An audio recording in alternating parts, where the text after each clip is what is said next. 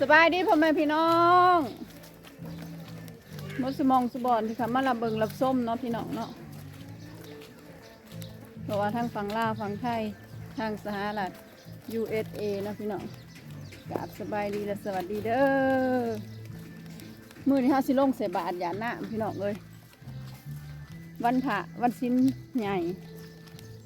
ก็คือเดือนดับบ้านเฮาเนาะมื้ออื่นก็เดือน7เอาใหม่แต่ว่าฝนตกเบิดคืนพี่น้องเอ้ยสบายดีเจนิดกองปลายตักบาทมือพดลิ้นพี่น้องเอ้ยเย็นซึมซ้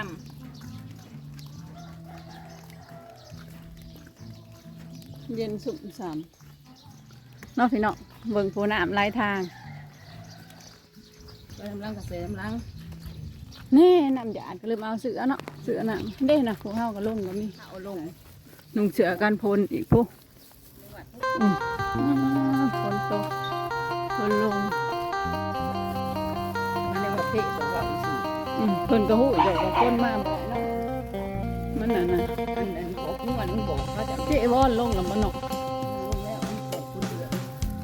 เจ้าคือหู้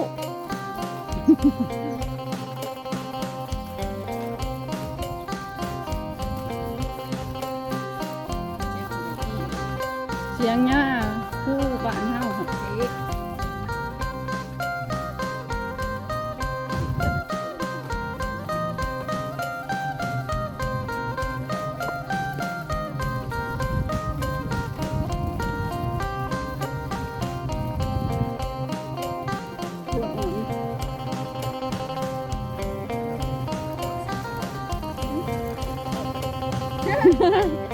มันจะบอกพละก่อนไปเฮ้ยลงใส่บาตรฝนตกบ่เออ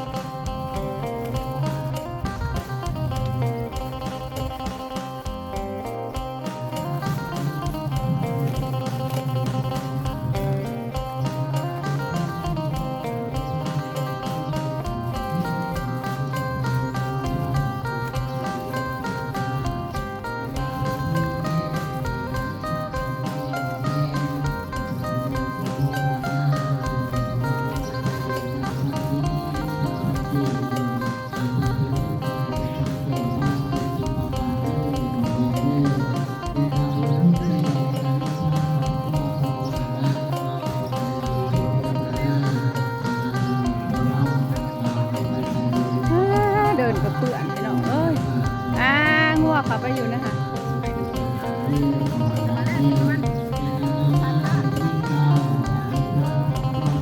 คนโบราณไปได้ประจักษ์นี่นะอา2กับมาอา2กับ5กับมาวะ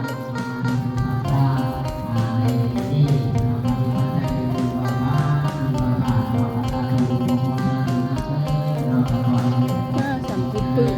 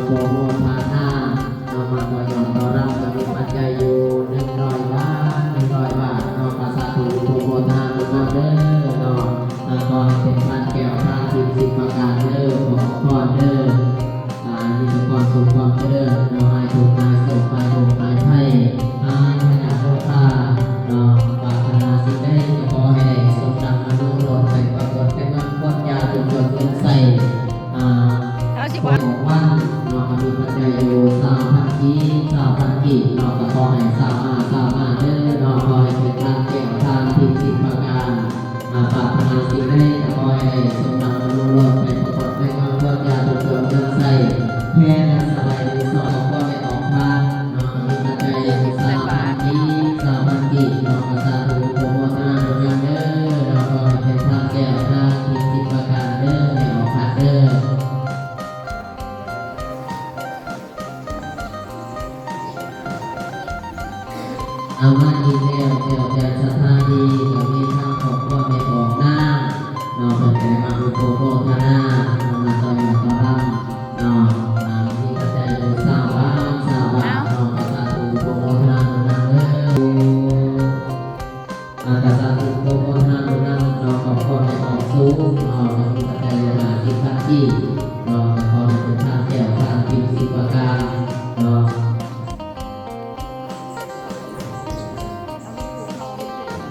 หน้าบ่พี่ เอาหลานเอาหลานเอาหลานคือเก่าละได้แล้วมาทุกเลย3-4 มื้อเลยเด้โอ้มันต้องแห้งอยู่ได้เนาะต้องกดพื้นแห้งเติม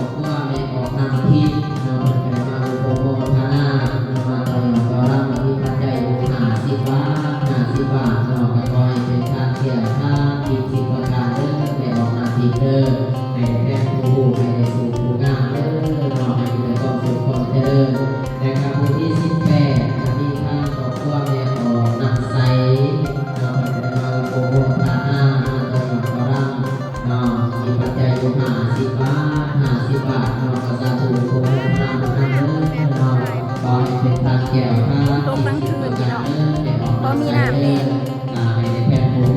ตาเฮ็ดออกดอกประเทศนี้ไม่อาข่อยพี่น้องไม่อาข่อยบ้านข้าวเห็ด เรากระสาธุโปรโมทนาบุญนำของตัวแม่บอกมาดีจันเราเป็นแรงมาโปรโมทนาเรามาต่อยอดต่อรังก็มีปัจจัยอยู่3,000 กีบ3,000 กีบเนาะก็ขอให้เป็นทางแก้วทางทิพย์10 ประการเด้อเนาะทางไปเดียวให้ได้มากคือเก่าทางตอนแรกให้ได้เข้าตอนเช้าเมื่อหน้าให้ทำดีเด้อเนาะทางของตัวแม่บอกมาดีจันเนาะเป็นแรงมาโปรโมทนามีปัจจัยอยู่3,000 กีบเดินต่อมาจากผู้ที่เศร้ากับมีทางดอกบัวของกองมณีเราเป็นไปมาโปรโมทนา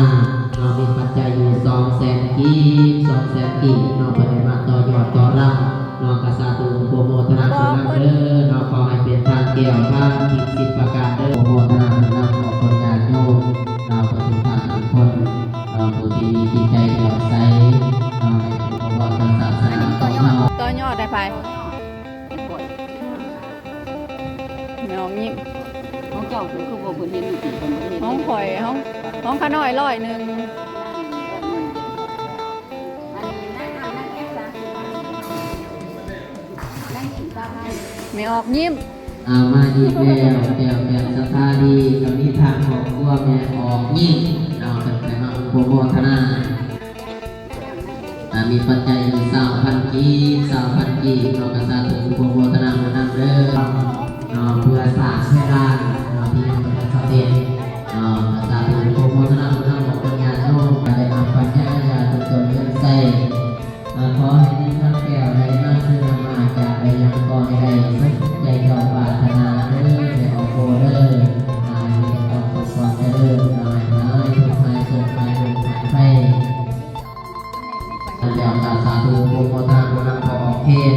น้องก็มีปัจจัยอยู่100 บาทแล้วขอแก้วที่ทรงนำเด้อของคนงานโยมเด้อขอให้พ่อเดินดำให้แก่ทางสถานทานในมาย่อยโยก่อนปัจจัยโสดในประโยชน์เหลือเงินสร้างให้มันโหให้มันสมมาตรโตคือครูบาเบาสุขประการให้มีแต่อายุวันโนสุขังพลังวันยืนเด้อเอาสาธุ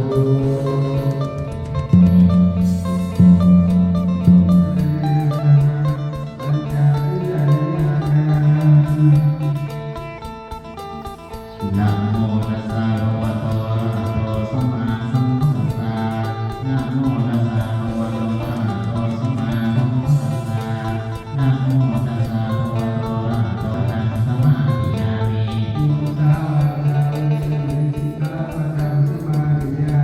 สุราเมรยมัสสะปะมาทฐานาเวรมณีสิกขาปะทังสมาธิยามิ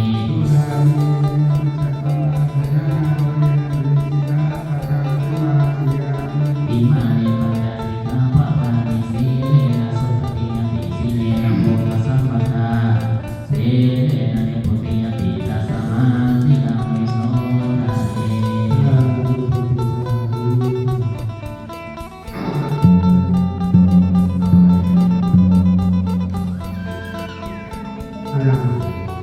กูว่าบอกอะไรโมทนาโมทนาโมทนาโยคือใจสามอันนี้จะได้เนาะตามรายการที่จะเย็นตามแข่งกันไปแต่ละชิ้นแต่ละชิ้นไปชิ้นละเล็กละน้อยชิ้นละแผ่นสองแผ่นเจ้าเนาะสามแล้วสามแล้วสบายไปไปแน่นอนสามไปเนาะโอ้ย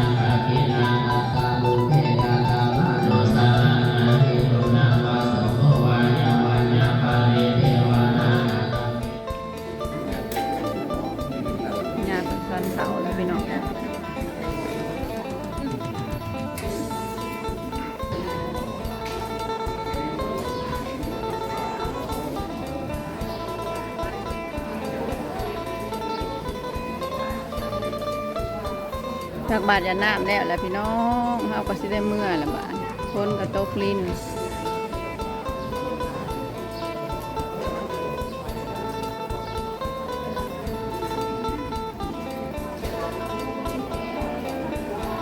ทำงานแนวแนวแนวสถานพื้นคอยในภาคเกี่ยวหน้าที่จิตประการในความตอนแรกยาโลกาเหตุเกินขาดในสามยาในอัปปัญญายาทุกเดือนเงินใส่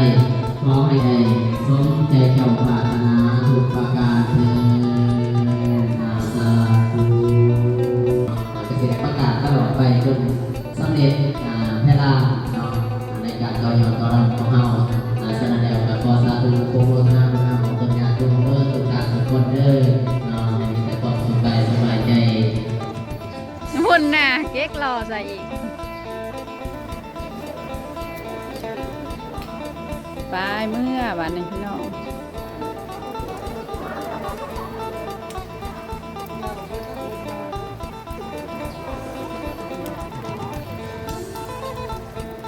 จุตยันพละเนาะ